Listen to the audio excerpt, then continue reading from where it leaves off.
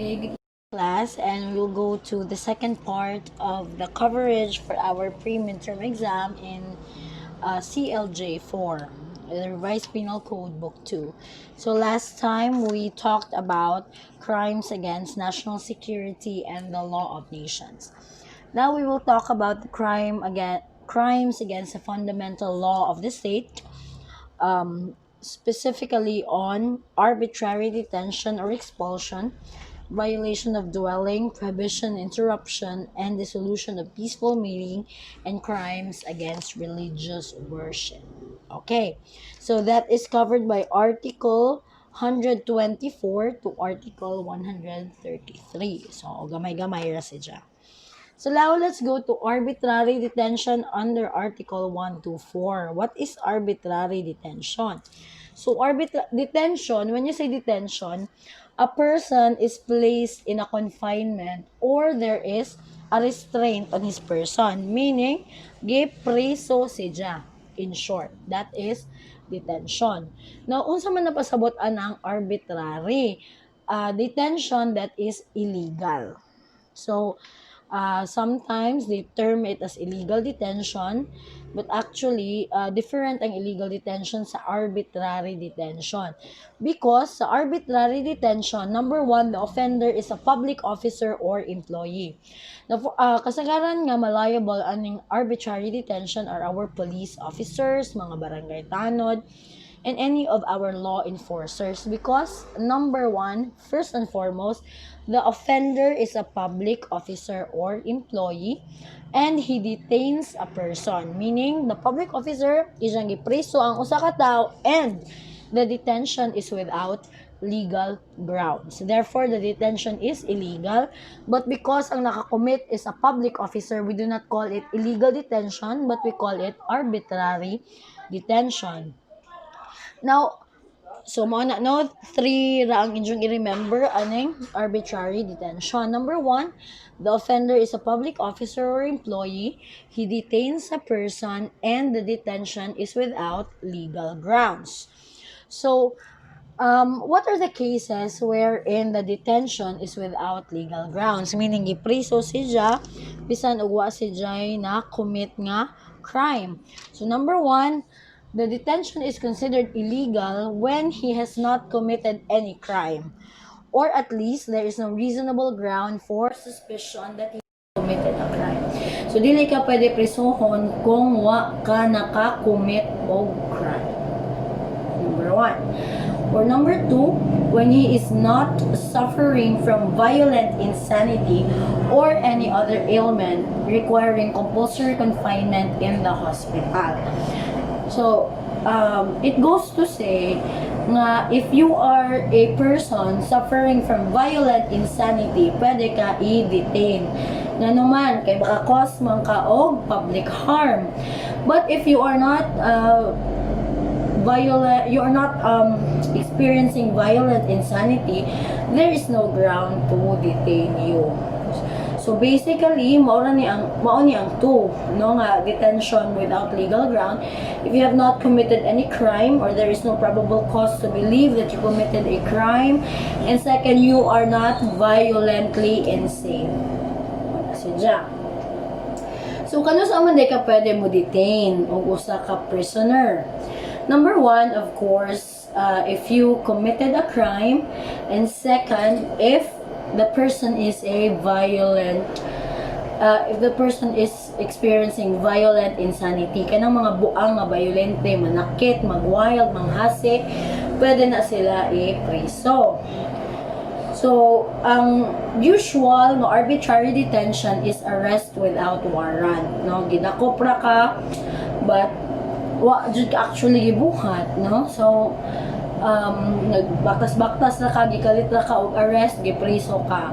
So that is considered arbitrary detention. Although there are cases when the arrest is lawful, no? If you remember, or if wa pa mo naka-encounter, there are actually instances where arrest is lawful. Number one, when caught in flagrante delicto, what we commonly say caught in the act. no? So, if makot in the aka, pwede ka i-priso. Or second, hot pursuit. Ano sa hot pursuit? Nangawat ka, pero dili caught in the act, dagan ka, gigukod ka sa police. Pwede ka i-arrest, ana, even without a warrant, if it is a hot pursuit, because, after pila ka minutes na commit nimo ang crime, nasakpan ka. And lastly, if you are an escapee from jail.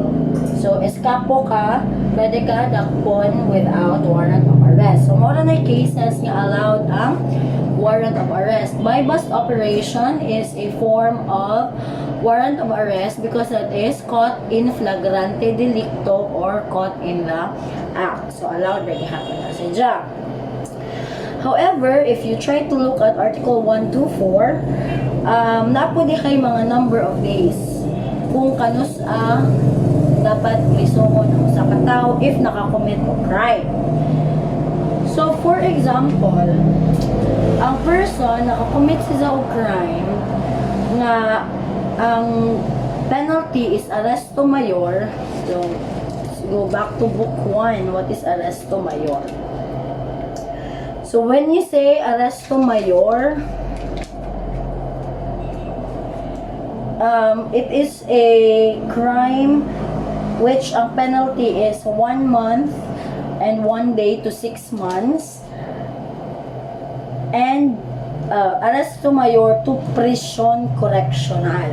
So, when you say prison correctional, from 6 months to 6 years. So, if ang usa ka person nakakommit siya og usa ka crime nga ang punishment is from 1 month to 6 years, pwede siya prisohon if nakakommit siya og crime. But, dapat 3 days ra. Kung after 3 days, wa jud ning file og kaso ang katong victim, kinahanglan na siya buhian. So, this is what usually happens, no, sa mga police station. And usually, dili kasabot ang layman, ani. Nga nung gibuhian man sa police, nga naka-commit man to siya of crime. Because of Article 124, arbitrary detention, no? So, for example, nakaligis, no? And then, serious physical injuries na. So, not necessarily dako nga punishment. So, dapat 3 days na siya ipriso. If after 3 days, dili pa mukiha ang katong victim, kinahanglan na siya buhian. Kung dili buhian, ang police pwede kihaan o arbitrary detention. So, na. But, for example, ang na-commit nga crime is, ang punishment is 6 years or more, no? Pwede siya mapriso o 3 days, but not more than 15 days, no? So, nakakommit siya og crime nga ang punishment is taas pa sa 6 years. So, pwede pa siya mapriso up to 15 days. So, after 15 days, kung wala dyan yung file o kiha ang victim, kinahanglan na siya buhian. Kung wala ka file o kaso, dili man ka pwede i-detain. Okay. And then lastly, the penalty of prison mayor. When you say prison mayor, that is imprisonment from 6 years and 1 day to 12 years. So, if prison mayor, pwede ka mapriso, maway kaso, more than 15 days, pero dapat dili mo lapas og 6 months. So, sama ni mga more than mga prison mayor, murder, mga rape, so, dagko naman sila nga cases, mulapas na og 15 days, but dili pwede mo exceed og 6 months. So, kutob na dyan na 6 months. So, again, kung arresto mayor, 3 days ra.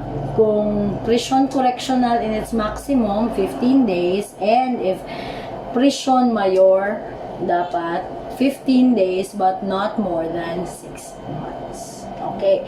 If malapas na ana, pwede na makiha ang police o arbitrary detention.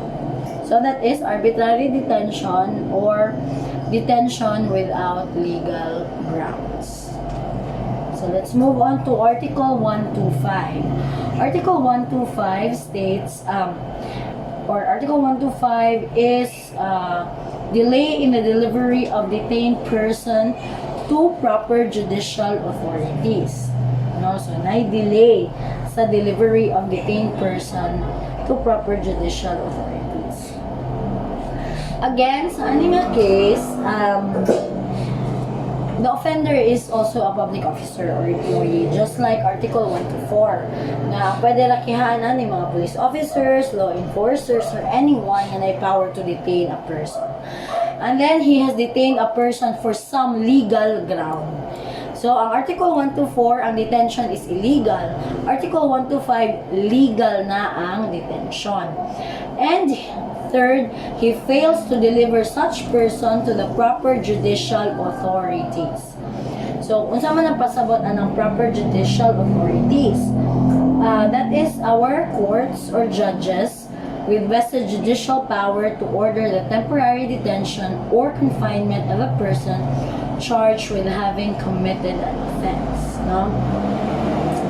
So, sa 125, legal na ang reason nga nung gidetain ka. Sa 124, illegal siya. But Article 125 does not apply when the arrest is by virtue of a warrant of arrest. No? Kaya if na ay warrant of arrest, kuan man, kanang ning-agi naman ni sa atong judicial authorities. Okay. So when you say delivery, it means nga it's not necessarily delivery nga bitbiton nimo padong dito sa court. But when you say delivery, dapat file na siya og kaso from the time nga gidakop siya. So for example, nasakpan siya og by bus nga operation, dapat file na siya og kaso within 36 hours. If dili pa siya filean og kaso within 36 hours, that is 1.5 day, then pwede na kihaan ang police og delay in the delivery of detained person to proper judicial authorities. Pwede na siya makihaan og Article 125. So, bale, for example, nadakpan ka kay nangawat ka. So, pangawat is maso diri sa corrective penalties. So, dapat within 18 hours from the time nga gidakop ka, kay nangawat ka, dapat mo file na og kaso ang police. If dili pa kanila filean og kaso within 18 hours, kinahanglan na kanilang buhian. So, mo ni si Jam. Kinahanglan na kanilang buhian. So, if light penalties ra ka na lang mga nagsinumbagay, 12 hours ra. After 12 hours, kung dili pa maka-file ang victim, dapat buhian na sa police. If, for example, corrective penalties, katong mga prison correctional, mga bugat-bugat na, 18 hours. And if afflictive or capital penalties, katong ng mga reclusion perpetua, for example, ang nakomit nga crime is murder or rape, dapat within 36 hours from the time nga gidakop siya, dapat file na siya og kaso. If dili siya file og kaso, then kanang pwede na makihaan ang police officer under Article 125. Okay. So, ang difference sa 125 o sa 124, that is in your notes, no? Please look at it. Article 125, Article 124, the detention is illegal from the beginning. While in Article 125, the detention is legal. But illegality of the detention starts from the expiration of any period of the time specified without person detained having been delivered to proper judicial authority. So sa akong giingon, sa 124, illegal na gajud ang reason nga nang gidakop ka, but sa 125, legal. Pero wa lamang ka-file og kaso, and then expire na ang period, so mahimo na siya illegal. So that is the difference between 124 and 125. But basically, ang 124 ug 125, they are only committed by public officers or employee, and they cannot be committed by private person. Okay, kung private person na ang ning detain nimo, ni prison nimo, that is illegal detention and kidnapping. That is a different kind of crime together.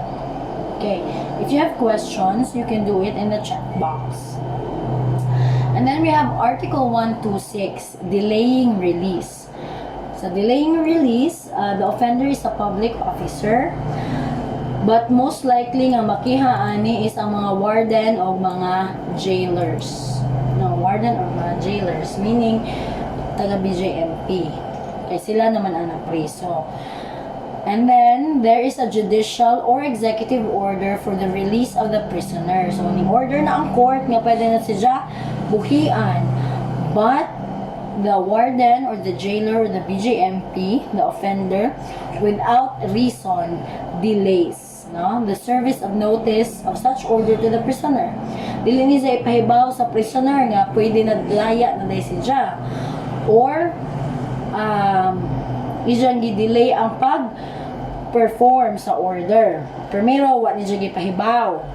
So, di kahibaw ang prisoner nga laya na day siya. Ikaduha, ijang gipahibaw, pero ijang gihapon siya gidugay-dugay pag gawas. No? So, basically, when you say delaying release, pwede na tama kagawas, pero gidugay-dugay o pagawas sa warden without lawful cause.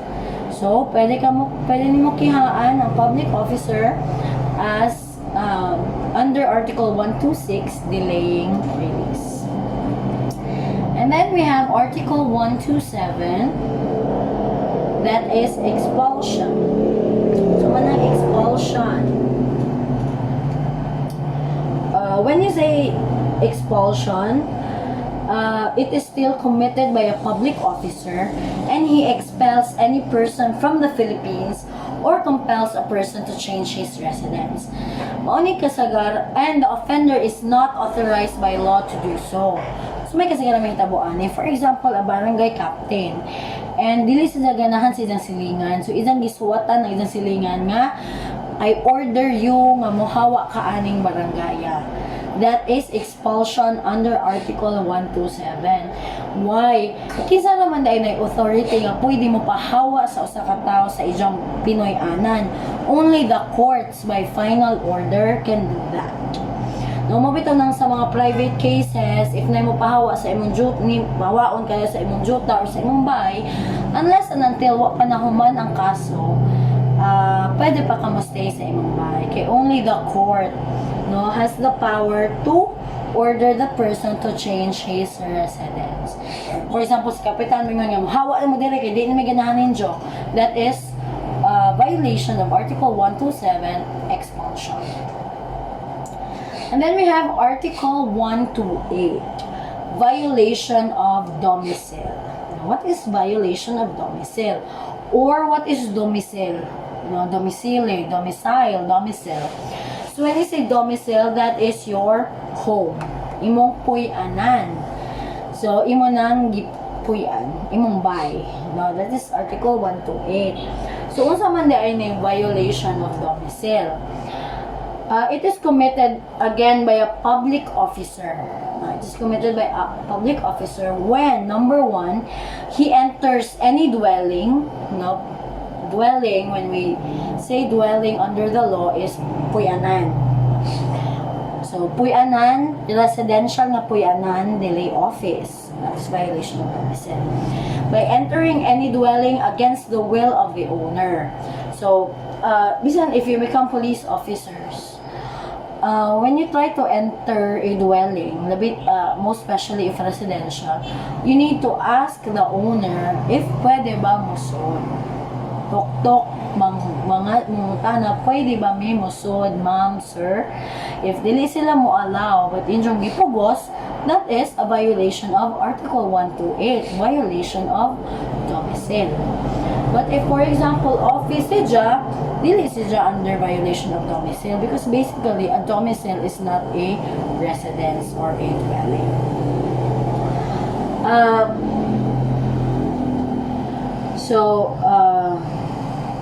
Una siya, Second act, no, is searching papers or other effects found therein without the previous consent of such owner. So, ingat lang magkaanak, ma'am, sir, pwede mo sud sa inyong bahay? Sige, sir, sud laman.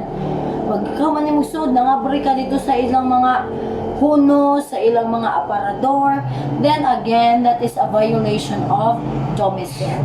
Article 128. Nga naman, because in searching papers and other effects in a residential house, again, you need to ask the owner if pwede ba. Kasagaran cases nga nang ma-dismiss, bisag na ano yung mga evidences nga nakitaan during the search is because of this violation. And then lastly, by refusing to leave the premises after having surreptitiously entered said dwelling and after having been required to leave the same. Now, for example, police officer, wa man siya pasudla, bisag nanuktok na sa ning hangjo na dito sa pultahan. So, siya yung gibuhat, ni agi dya sa bintana or ni agi sila sa backdoor sa bahay. That is entering surreptitiously. Kaya mo enter ka sa usa ka bahay, sa usa ka dwelling other than the main entrance, no? So nga naman, kay imo jung tudyoon nga makasud ka kay kibaw man kang di mosugod. So if naka-enter na ka surreptitiously, nasakpan ka sa owner, mo na owner gawas please. And then wa ka ning gawas, that is a violation of domicile. Okay? So, these three acts are violation of domicile. Either sa tulo or pwede po ang tulo ang buhaton. So, also may common ani nga mga acts. Number 1, the offender is a public officer. And number 2, he is not authorized by judicial order to enter into a dwelling or to make a search therein for papers or other effects. Now, kung saan man ay kinahanglan nimo para if you're a police officer, para dili ka makihaan og Article 128, you need to get a judicial order in a form of a search warrant. So, kung wala kay search warrant, and then imo nang gibuhat ning 1, 2, or 3, or 1, 2, and 3, then pwede ka kihaan og violation of domicile. So, again, to reiterate, when we say violation of domicile, dwelling dapat a residential house owned by the victim. Okay. And then we have Article 129 that is connected with Article 128. So Article 128 ningsod ka sa kabay nga why search warrant. And then ang labot-labot ka dito ningsod jud ka bisag wa kay search warrant. So, Article 129, na ay search warrant. However, the search warrant was maliciously obtained or abused in service of those legally obtained. So, sa 129, duha. Na kay search warrant, pero illegal ang pagkakuha or legal imong search warrant, pero ang pag-execute nimo sa search was illegal. So, when we say search warrant, that is an order in writing issued in the name of the people of the Philippines. So, if you remember, if you try to look at criminal cases, it's people of the Philippines versus Juan de la Cruz. So, in criminal cases, imong kontra is people of the Philippines. So, in a search warrant, it is under the name, issued in the name of the people of the Philippines, signed by a judge, and directed to a police officer, commanding him to search for personal property described therein and bring it before the court. No? So, ato ta sa primero, procuring a search warrant without just cause. Number 1, you are a public officer, and then, nikuha ka og search warrant, bisan og why probable cause. No? Feeling ra nimo nga imong silingan mamaligya og drugs kay puwa ijang mata. Watwa kay laing proof nga mamaligya sa og drugs katulong pagkapuwa sa ijang mata. So ning kuha ka og search warrant dito sa court. That is maliciously obtaining a search warrant because there is no just cause. When you say probable cause, such reasons supported by facts and circumstances as will warrant a cautious man in the belief that his action and the means taken in prosecuting it are legally just and proper. reasons supported by facts and circumstances. Facts and circumstances. So, kung ang imong ground, ganun, kuha kag search warrant para sa imong silingan, kay feeling nimo drug pusher si Jack, tungod kay puwa ijang mata, then pwede ka kihaan under Article 129. Another act punished under Article 129 is by exceeding your authority or by using unnecessary severity in executing a search warrant legally procured. Now, for example, naa kay search warrant, legal ang search warrant, kay naa-adjoy probable cause nga, posible nga drug pusher ang imong silingan. So, na kay search warrant. Now, pagkakita mo sa search warrant, instead nga manukto ka, pinapatid ka sa pultahan, naguba ang pultahan. So, that is exceeding your authority. No? Kaya sa man, ang dapat na dyan, if you search, kanang kalma ra po, dili kay kanang pinasalida, no? That is illegal, actually, under Article 129. Because you are using unnecessary severity in executing a search warrant. Search siya gud imong gipatira ng pultahan, imong gipangpusasan ang mga tao sa sod.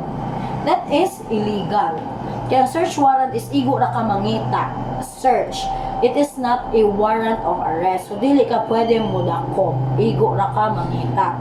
So, for example, in the search warrant, ibutang ito. Place to be searched, the room of Mr. Pedro. So, room ra ni Mr. Pedro ang sud sa search warrant. Now, ning sud po ka sa kwarto ni Mr. Juan. Kaya feeling ni mo to agitaguan ni Pedro ang isang effects dito. That is punishable under Article 129. No? So, kung unsa rin nakabutang sa search warrant, i-search ang kwarto ni Mr. A or i-search ang kwarto ni Mr. B, diha ra ka kutob. If molapas ka sa unsay nakasuwat sa search warrant, you will be liable under Article 129. Okay?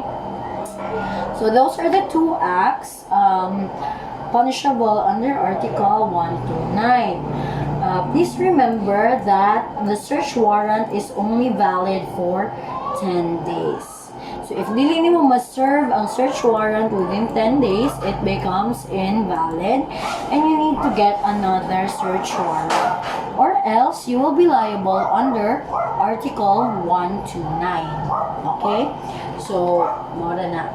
That is for Article 129, search warrants maliciously obtained and abuse in the service of those legally obtained. Okay, now let's go to Article 130. So under Article 130, searching domicile without witnesses. So also searching domicile without witnesses. We already mentioned domicile. Domicile is by, gipuy-an, residence sa usa ka tawo. Now, when you say searching, if a police officer conducts a search warrant, there must be at least 2 witnesses from the house, no, or any member of the family or silingan nila. Dapat na agad joy duha ka witnesses when you do a search. Dili pwede nga ang witness sa search, imo ra kung kauban nga pulis.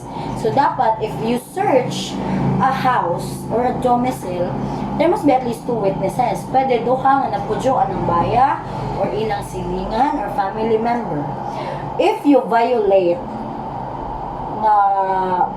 searching the domicile without 2 witnesses, pwede ka kasuhan under Article 130. Okay. Unsa may difference sa Article 128 ug sa 130? So 128, violation of domicile, the public officer has no authority to make a search. No, sa Article 128, bilis na pwede mo search kay why search warrant. Sa Article 130, there is a legal search warrant obtained. However, in the course of the search, there were no witnesses involved. No, so mo na ilang difference. 128, why search warrant? 130, na ay search warrant pero why witness duha ka buok during the search. So you remember the 2 witness rule. in searching a domicile. That is under Article 130. Okay. Now let's go to Article 131. Okay.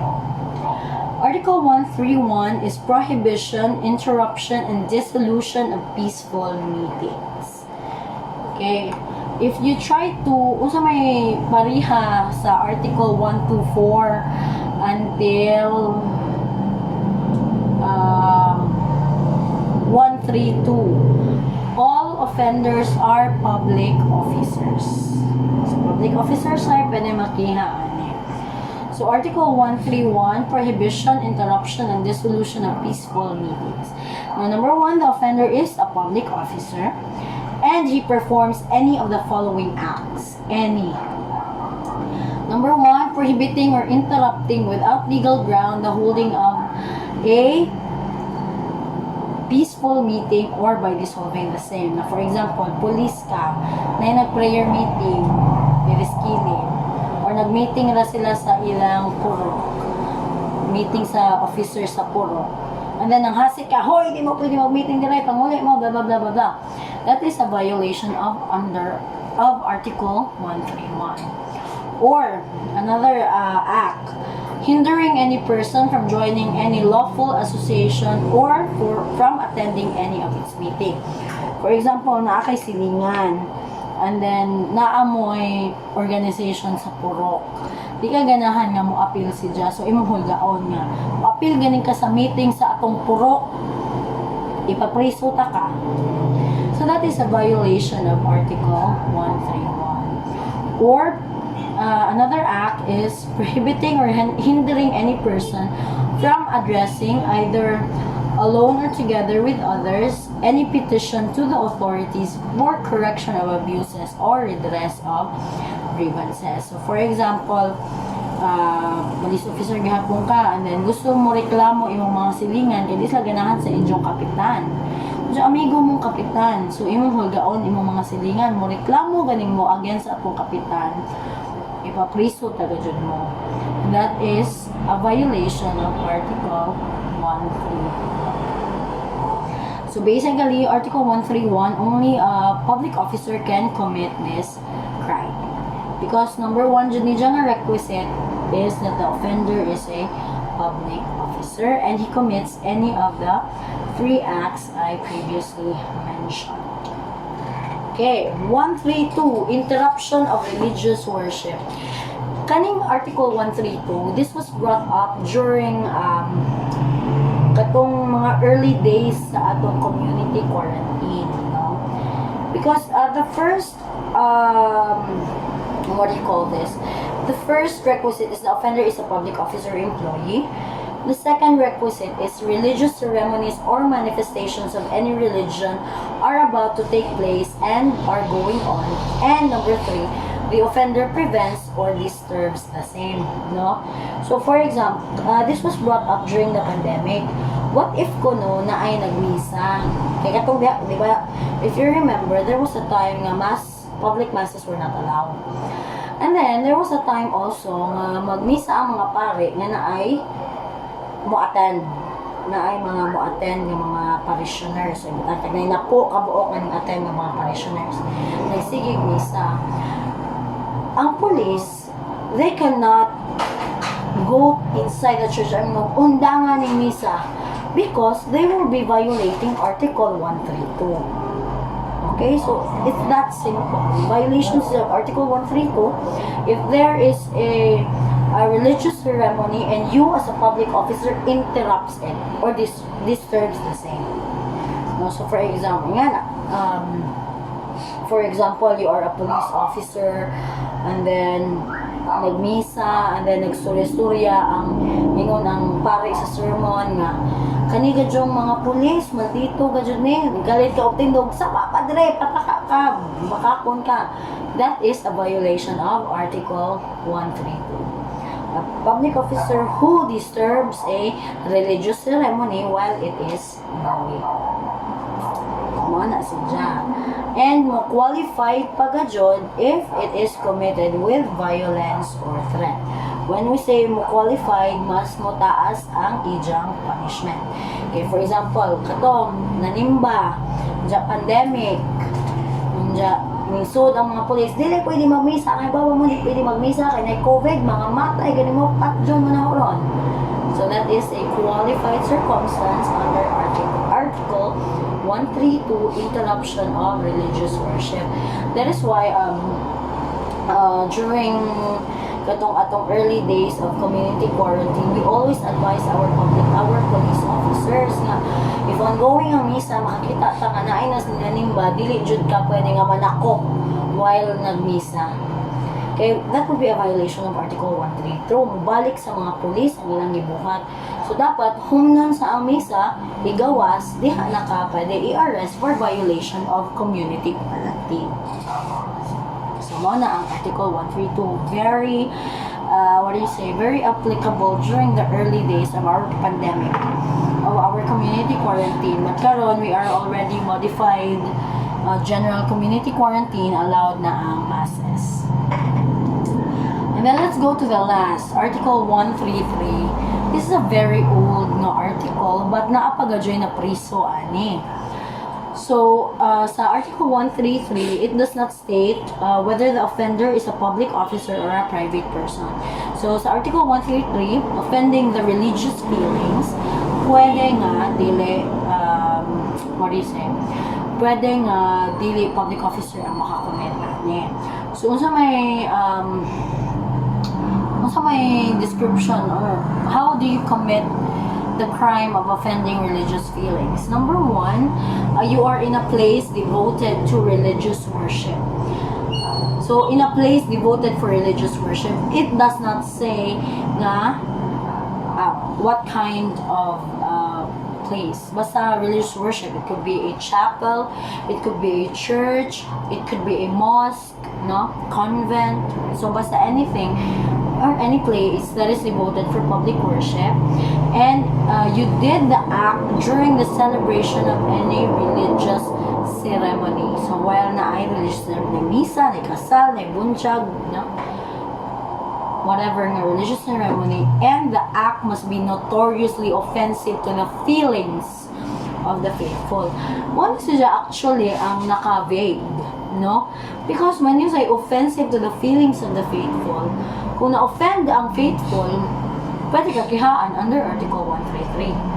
So, ang classic example, which is very recent under Article 133, is the case of the late Carlos Celdran.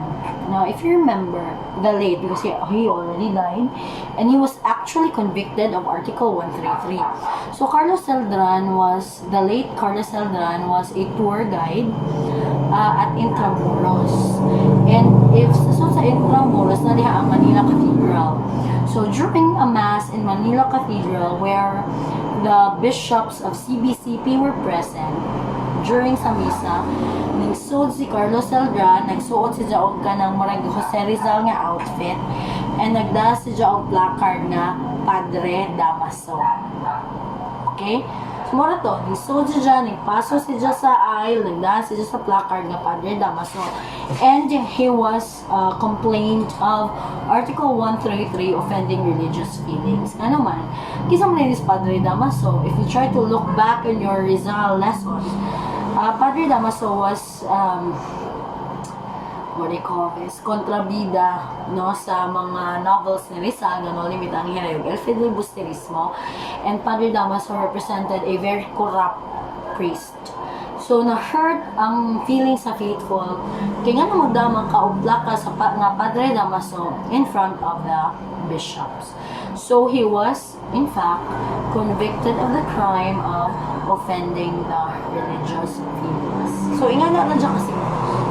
So, again, a similarity from Article 124 to Article 132, all offenders are public officers. Sa Article 133, pwede ma-filean bisag dili public officer. So that covers our topic for our pre-midterm. mubo na kaadyo. So let's give it a try nga mubo and then sunod sa itong taas na, no? So it will cover Article 114 to Article 133. So if you have any questions, you can message us in our group chat so that I can answer you also. So that is all. Thank you and goodbye. Thank you for listening.